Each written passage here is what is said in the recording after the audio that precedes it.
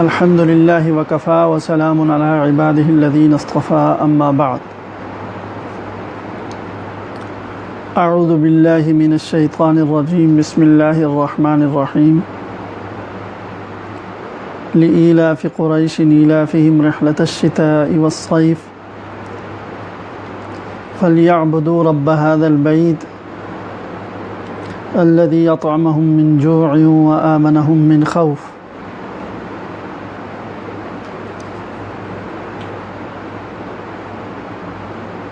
یہ سورہ قریش ہے، یہ مکی صورت ہے۔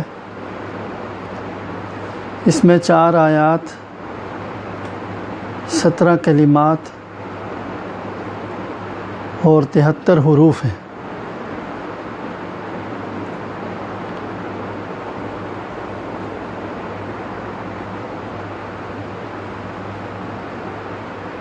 قریش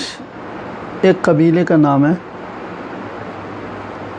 جو اسماعیل علیہ السلام کی اولاد میں سے ہے۔ اس قبیلے کے جد امجد نضر ابن کنانہ ہیں۔ نبی کریم صلی اللہ علیہ وسلم اور اکثر صحابہ کرام جو بڑے صحابہ ہیں ان کا تعلق اسی قبیلے سے رہا ہے۔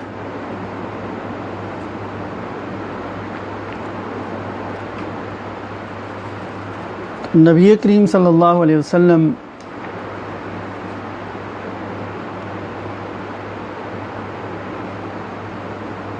کے جد امجد نضر ابن کنانہ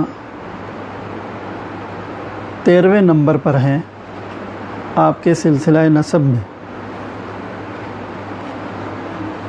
آپ کا سلسلہ نسب ہے محمد بن عبداللہ ابن عبد المطلب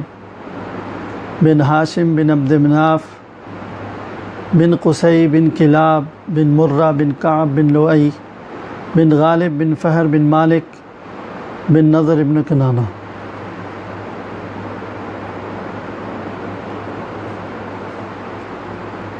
گردش زمانہ کی وجہ سے نضر ابن کنانہ کی جو اولاد تھی وہ مکہ سے منتشر ہو گئی۔ ایک طویل عرصے تک وہ مکہ سے دائیں بائیں ہو گئے۔ پھر قصی جو نبی کریم صلی اللہ علیہ وسلم کے 5ویں دادا ہیں، انہوں نے قریش کو دوبارہ مکہ میں جمع کیا اور آباد کیا۔ اسی وجہ سے قصی کو مجمع بھی کہا جاتا ہے۔ قریش کا جو نام پڑا ہے اس قبیلے کا، اس کی بھی وجہ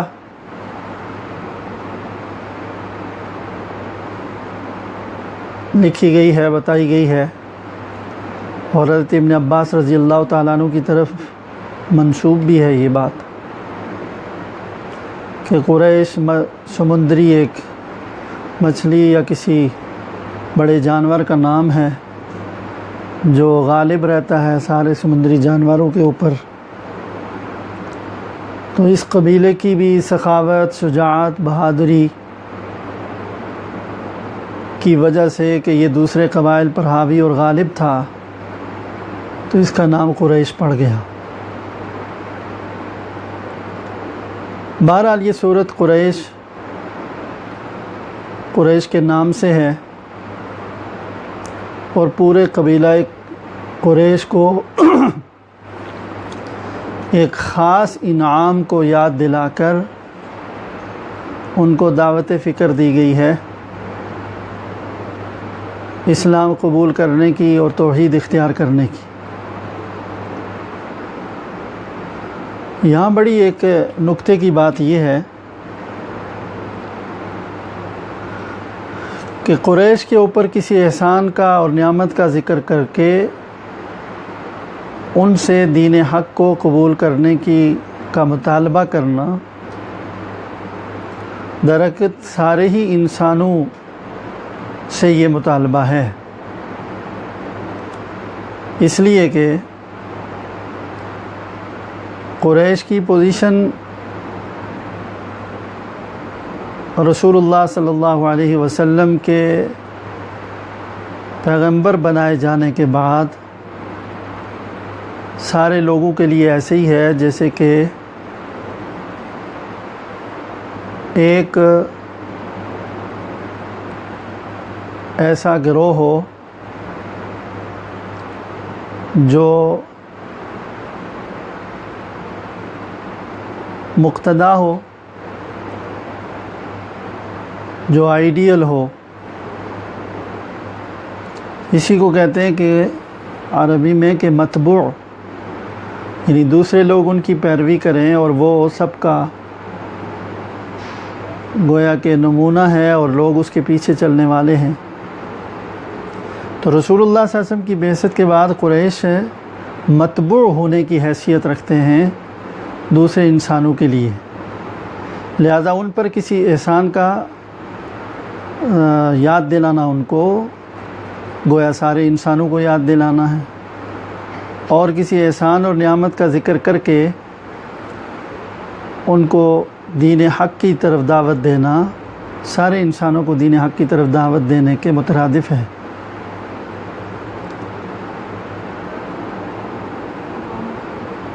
اس لیے کہ یہ رسول اللہ صلی اللہ علیہ وسلم کا قبیلہ ہے، اور ہر آدمی کا جو قبیلہ ہوتا ہے، جو قوم ہوتی ہے، سوچ فکر مزاج کے لحاظ سے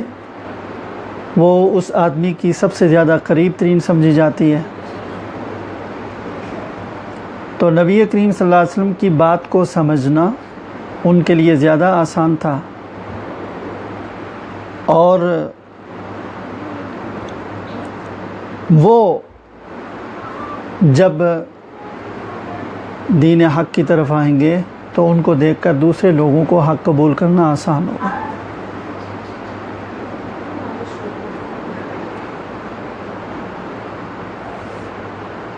اب یہ جو صورت ہے اس میں فرمایا ہے لِإِيلَافِ قُرَيْشٍ،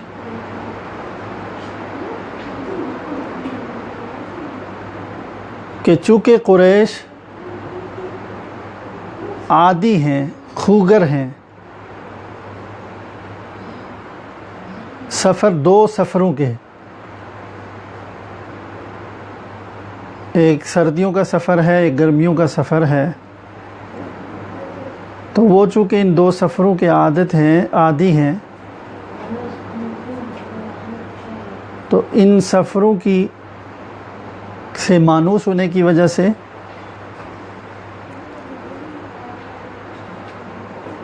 ان کے اوپر اللہ تعالیٰ نے یہ ذمہ داری اور یہ ان کو احساس دلایا ہے کہ تم اللہ کے گھر کی، اللہ جو اس خانہ کعبہ کا رب ہے اس کی عبادت کرو. میں تھوڑی سی تفصیل عرض کروں، بات واضح ہوگی کہ قریش مکہ میں رہتے تھے، اور مکہ بالکل بے آب و گیاہ، یعنی وہاں کھیتی نہیں ہوتی، زراعت نہیں ہوتی، کوئی سرسبز و شاداب علاقہ نہیں ہے. ان کی معاش، ان کی گزر اوقات کے لیے جو اسباب زمین میں ہو سکتے ہیں وہ مکہ میں موجود نہیں تھے. وہ کوئی پانی والی جگہ نہیں ہے کہ نہریں ہوں، دریا ہو، اس کی وجہ سے زمین سیراب ہوتی ہے، زمین سے پیداوار ہوتی ہے،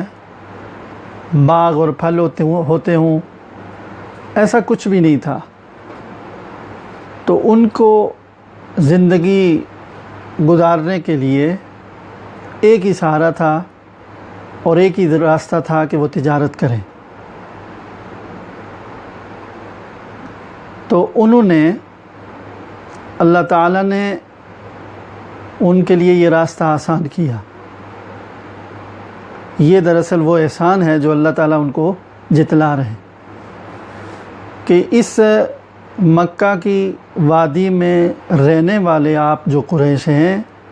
تمہاری زندگی کے لیے یہاں تو کوئی اسباب ہی موجود نہیں تھے، لیکن اللہ تعالیٰ نے اپنا گھر یہاں بنایا، بیت اللہ، اور اس کی خدمت تمہیں دی کہ یہ شروع سے قریش بیت اللہ کی خدمت، یعنی اس کو زمزم، لوگوں کو زمزم کا پانی پلانا، اور حج کے نام کے لیے جو اس وقت لوگ آتے ہیں ان کی خدمت کرنا، اور بہت ساری یہ خدمات وہ جو تھیں بیت اللہ کی، وہ یہ لوگ انجام دیتے تھے۔ تو یہ خدمت جب ان کے سپرد ہوئی تو اس بیت اللہ کی وجہ سے، خانہ کعبہ کی وجہ سے، پورے عرب میں ان کے لیے ایک احترام کی جگہ پیدا ہو گئی، ایک خاص عزت کا مقام مل گیا، اور سارے عرب کے قبائل بیت اللہ کے خادم ہونے کی وجہ سے، اس کے پڑوسی ہونے کی وجہ سے ان کی خاص عزت کرتے تھے اور ان کے ساتھ ایک احترام کا معاملہ رکھتے تھے۔ چنانچہ یہ اپنی زندگی کی بقا کے لیے، اپنی اقتصاد اور معاش کے لیے، انہوں نے جب تجارتی سفر شروع کیے تو بیت اللہ کے خادم ہونے کی وجہ سے ان کو تجارتی سفر میں بھی سہولتیں حاصل ہوئیں۔ چونکہ پورے عرب میں کسی کی حکومت نہیں تھی، کوئی ڈسپلن والا، نظم والا علاقہ تھا نہیں، ایک غیر منظم قبائل آباد تھے، جہاں لوٹ مار بھی ہوتی تھی، قتل و غارت گری بھی ہوتی تھی، قافلے لوٹے جاتے تھے۔ تو اس ماحول، اس علاقے میں قریش واحد ایسے لوگ تھے کہ ان کے تجارتی قافلے بڑے محفوظ طریقے سے آتے اور جاتے تھے۔ تو اللہ تعالیٰ یہ احسان ان کو یہاں ذکر کر رہے ہیں کہ قریش کو سفر کے ساتھ مانوس کرنے کی وجہ سے، کہ 2 سفر وہ کرتے تھے، گرمیوں میں شام کا سفر، تجارتی سفر، اور سردیوں میں یمن کا، یہاں 2 سفروں کا ذکر ہے۔ تو بہرحال تو یہ جو سفر سے اللہ نے ان کو، سب سے پہلی بات ہے کہ مانوس کیا۔ تو مانوس کیوں ہوئے سفر سے؟ یہ ان کی اپنی ایک زندگی کی بقا کے لیے ضرورت تو تھی، لیکن سفر میں جب سہولتیں پیدا ہوئیں اور ان کے لیے سفر کرنا آسان ہوا تو سفر سے مانوس ہوئے۔ اگر یہ سفر پرخطر ہوتا، اگر اس سفر میں ان کے لیے جان کا خطرہ ہوتا تو کبھی یہ اس سفر سے مانوس نہ ہوتے۔ تو بیت اللہ کی خدمت کی وجہ سے اور بیت اللہ کے پڑوسی ہونے کی وجہ سے اللہ تعالیٰ نے پورے عرب کے اندر ان کا ایک احترام اور خصوصی مقام جو اللہ نے پیدا کیا، اس کی وجہ سے ان کے لیے سفر کرنا آسان ہوا، اور پھر سفر سے مانوس ہوئے، ایک تجارتی سفر سے، اور اس سفر سے مانوس ہونے کی وجہ سے ان کی معاشی سرگرمیاں بہت عروج پر پہنچی، اور مکہ والے مالدار ہو گئے اس تجارت کی وجہ سے، اور وہ مکہ میں رہتے ہوئے بہت خوشحال زندگی گزارنے لگے۔ تو اللہ تعالیٰ نے یہ ان کو ذکر کیا ہے کہ یہ اللہ کا احسان ہے کہ اس اللہ نے تمہارے لیے سفر کو آسان کیا، تمہیں سفر سے مانوس کیا۔ اچھا، یہاں ایک اور بات بھی ہے، مورخین نے یہ بات بھی، مفسرین نے لکھی ہے کہ سفر جو تھے ان کے صرف 2 ہی ملکوں میں نہیں ہوتے تھے، شام اور یمن، بلکہ سفر اس سے زیادہ بھی تھے۔ اور عبد مناف، بنو عبد مناف جو تھے، یعنی عبد مناف کے 4 بیٹے جو رسول اللہ صلی اللہ علیہ وسلم کے دادا کے بیٹے کہلاتے ہیں، انہوں نے وہ سارے اپنے اپنے وقت میں انہوں نے مختلف ملکوں سے معاہدے کیے تھے، سفر کی سہولت کے پروانے حاصل کیے تھے۔ جیسے کہا جاتا ہے کہ عبد المطلب نے قیصر سے معاہدہ کیا کہ قریش کے قافلوں کو پرامن طریقے سے علاقوں سے گزرنے دیا جائے، ان کی حفاظت کی جائے، اور جب تک وہ اس کے علاقے میں ہوں انہیں امن دیا جائے، ان کی حفاظت کی جائے۔ عبد شمس نے، یہ عبد مناف کے دوسرے بیٹے عبد شمس، انہوں نے مصر کے حاکم اور بادشاہ سے یہی معاہدہ کیا، اور اسی طرح نوفل نے حبشہ کے حاکم سے تجارتی معاہدہ کیا اور پروانہ لیا، اور ہاشم نے کسریٰ سے ایران کے سفر کے لیے تجارتی معاہدہ کیا۔ تو یہ جو تجارتی معاہدے ہوئے قریش کے، اور اس کی وجہ سے آگے ان کے لیے تجارتی سفر آسان ہوئے، تو یہ بھی اللہ تعالیٰ نے ان کے لیے یہ حالات پیدا کیے، اور بیت اللہ کے خادم ہونے کی وجہ سے اس وقت کے بادشاہوں نے بھی ان کو ایک عزت دی، اور ان کو محفوظ تجارتی سفر کا پروانہ دیا، لائسنس دیا، اور یوں سمجھے کہ پرمٹ دیا، جس کی وجہ سے قریش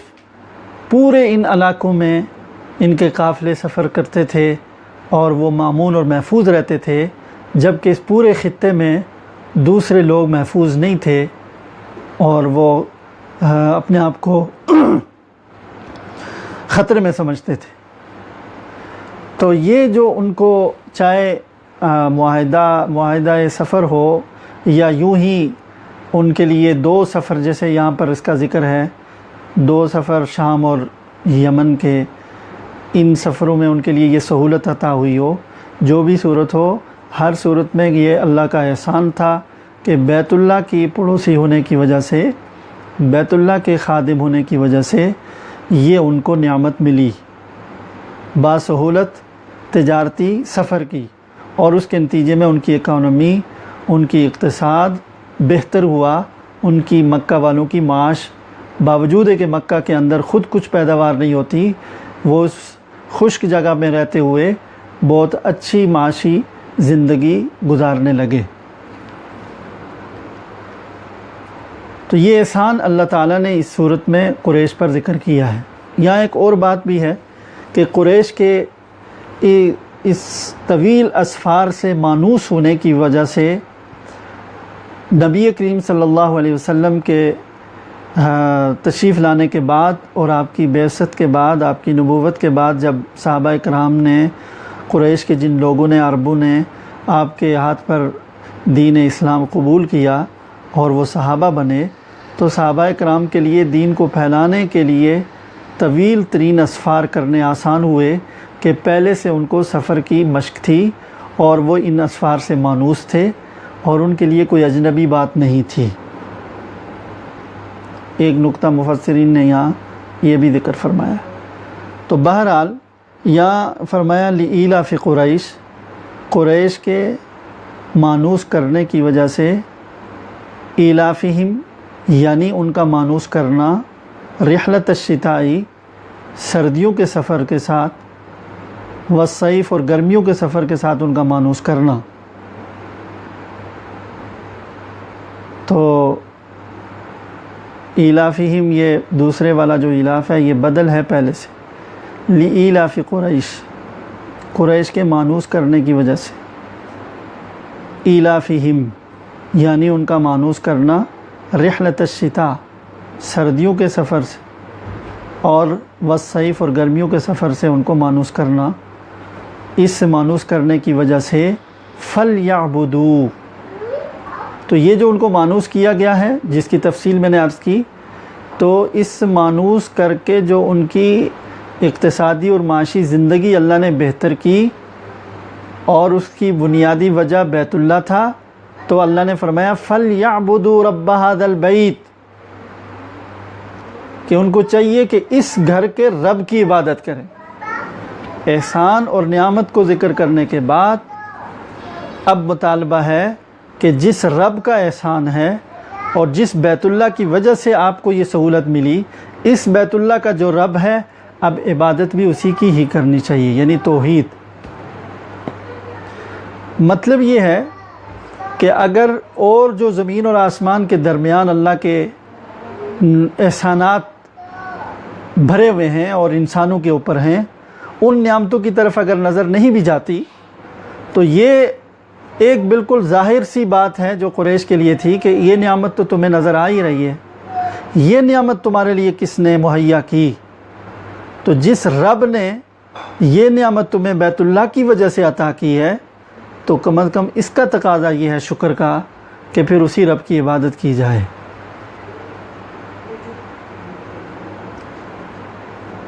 لإلاف قریش میں جو نام ہے وہ عربی قاعدے اور نام کے لحاظ سے اس کا بھی بتا دوں کہ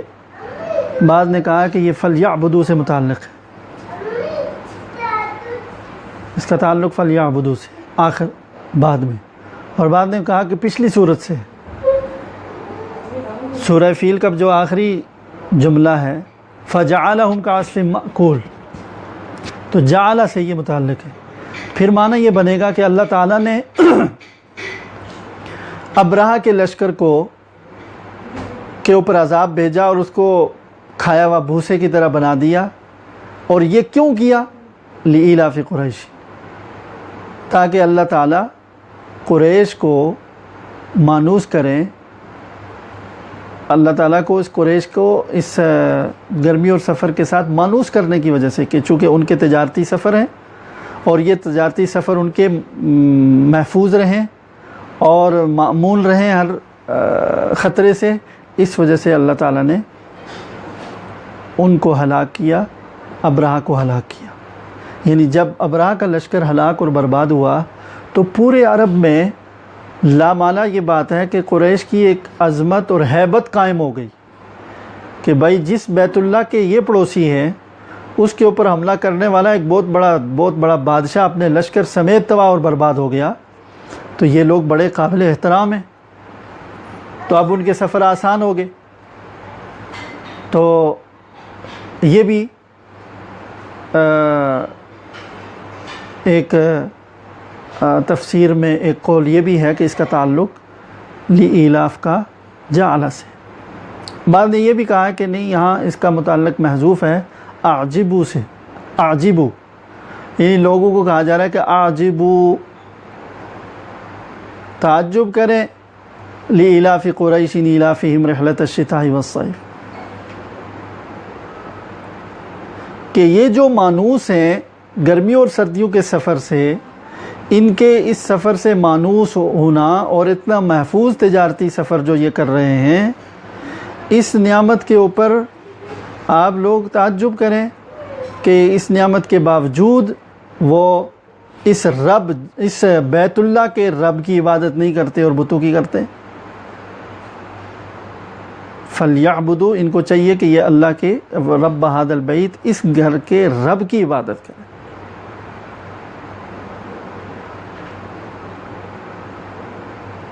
تو یہ فرمایا ہے لإلاف قریش، قریش کے مانوس رکھنے کی وجہ سے، ان کے گرمی اور سردیوں کے سفر کے ساتھ مانوس رکھنے کی وجہ سے قریش کے لیے ضروری ہے کہ فلیعبدوا رب ھذا البیت، کہ جس بیت اللہ کی وجہ سے ان کے سفر اچھے ہوئے اور وہ سفروں سے مانوس ہوئے، تو اسی بیت اللہ کے رب کی وہ عبادت کریں۔ فلیعبدوا رب ھذا البیت الذی اطعمہم من جوع، وہ رب جو ان کو بھوک کے وقت کھانا کھلایا جس نے، وآمنہم من خوف، اور جس نے ان کو خوف سے محفوظ رکھا۔ تو وہی خوف، ایک تو جو سفری خوف ہو سکتا ہے، اور خود جو مکہ کے اندر قبائل کو ایک دوسرے سے جو خوف لاحق ہوتا تھا بدامنی کی وجہ سے، قریش کو نہیں تھا، اس لیے کہ حرم کا جو علاقہ ہے، تو حرم کے پورے عرب میں یہ بات شروع سے معروف چلی آ رہی ہے اور اب بھی الحمدللہ شریعت نے اس کو باقی رکھا کہ حرم کے ایریے میں، علاقے میں داخل ہوتے ہی آدمی محفوظ ہو جاتا ہے۔ اگر کوئی قتل کر کے بھی حرم میں داخل ہو جاتا تھا تو وہ اپنے آپ کو محفوظ سمجھتا تھا، اس لیے کہ حرم کے اندر اس وقت بھی کسی کو قتل نہیں کیا جاتا تھا۔ تو حرم کا چاروں طرف سے جو فاصلہ ہے بیت اللہ سے، کسی جگہ سے 20 میل ہے، کسی جگہ سے 12 میل، کسی جگہ سے 6 میل، تو وہ حرم خانہ کعبہ کے ارد گرد چاروں طرف کا ایک گویا کہ بارڈر ہے کہ اس کے اندر جب داخل ہو جائیں تو اس وقت بھی عربوں کے اندر یہ بات مشہور تھی کہ یہ جگہ امن کی جگہ ہے اور یہاں پر کسی کو نقصان نہیں پہنچایا جائے گا۔ قرآن کریم میں اللہ تعالیٰ نے بھی ذکر کیا ہے وَإِذْ جَعَلْنَا الْبَيْتَ مَثَابَةً وَأَمْنًا، کہ ہم نے بیت اللہ کو بار بار آنے کی جگہ اور امن کی جگہ بنایا۔ اور خود ابراہیم علیہ السلام کی دعا بھی ہے کہ اللہ اس گھر کو اور اس علاقے کو امن کی جگہ بنا دے۔ تو اللہ تعالیٰ نے ایک تو یہ خوف ان سے دور کیا کہ وہاں پورے عرب میں جو بدامنی رہتی تھی، حرم کا علاقہ اس بدامنی سے پاک تھا۔ دوسرا یہ بھی اس خوف سے بھی نجات دی کہ تجارتی قافلے جب چلتے تھے تو تجارتی قافلے محفوظ اور معمول نہیں ہوتے تھے، لیکن قریش کا تجارتی قافلہ جس طرف بھی وہ اگر نکل کر جائے وہ ہر طرح کے خوف اور خطرے سے معمول اور محفوظ ہوتا تھا۔ ایک اور خوف کا بھی ذکر بعض مفسرین نے کیا ہے کہ حرم کے علاقے میں، حرم کے دائرے میں، حرم کے ایریے کے اندر ایک خاص بیماری جو جذام کہلاتی ہے، کوڑ کی بیماری، وہ کبھی بھی نہیں ہوئی۔ اور یہ بات معروف ہے کہ حرم کے اندر کسی کو کوڑ نہیں لگتا۔ تو اللہ تعالیٰ نے اس بیماری سے قریش چونکہ حرم کے اندر رہتے تھے، اللہ نے ان کو محفوظ رکھا۔ یہاں ایک اور بات بھی ذکر کر دوں جو مفسرین نے، علماء نے ذکر فرمائی ہے کہ اس صورت میں اللہ تعالیٰ نے قریش کو جو پیغام دیا ہے اور جو بات فرمائی ہے، اور جیسے میں نے شروع میں عرض کیا کہ قریش کو کہنے کا مطلب سارے انسانوں کا ہے، لیکن قریش کو جو بات ذکر کی ہے کہ تم پر جو احسان کیا ہم نے، یہ احسان بیت اللہ کے پڑوسی ہونے کی وجہ سے ہے۔ یعنی تم پوری دنیا میں اور تمہاری جو عزت کی جا رہی ہے، تمہیں جو احترام دیا جا رہا ہے اور تمہیں جو معمول اور محفوظ ہو، تو اس کی وجہ بیت اللہ ہے۔ تو علماء نے فرمایا ہے کہ اگر کسی کی عزت اور وجاہت اور اس کو کوئی حیثیت اور کوئی مقام اگر دین کی وجہ سے ملتا ہے تو اس کو چاہیے کہ وہ اور زیادہ اللہ کی شکر گزاری میں زیادہ عبادت کرے، چونکہ یہاں ان کو کہا گیا کہ تمہیں بیت اللہ کی وجہ سے یہ نعمت ملی کہ طویل ترین تجارتی اسفار تمہارے لیے آسان کیے گئے کہ تم ان سے مانوس ہوگے، اور یہ بیت اللہ کی وجہ سے ہوا۔ فَلْيَعْبُدُوا رَبَّ هَذَا الْبَيْتِ، تو تمہیں چاہیے کہ جب یہ نعمت تمہیں اس بیت اللہ کی وجہ سے ملی، گویا کہ ایک اس زمانے کے لحاظ سے ایک جو دینی خدمت ہے اس کی وجہ سے تمہیں جب یہ نعمت ملی ہے، تو تمہیں چاہیے کہ پھر اس گھر کی رب کی عبادت کرو، کسی اور کی عبادت نہ کرو۔ تو گویا کہ اگر کسی کو دینی وجاہت ہے تو اس کو زیادہ عبادت اور اللہ کی فرما برداری میں اور زیادہ کوشش کرنی چاہیے۔ یہ پیغام بھی اس صورت کے اندر چھپا ہوا موجود ہے۔ اللہ تعالیٰ ہمیں قرآن سمجھنے کی توفیق عطا فرمائے۔ وآخر دعوانا ان الحمد للہ رب العالمین۔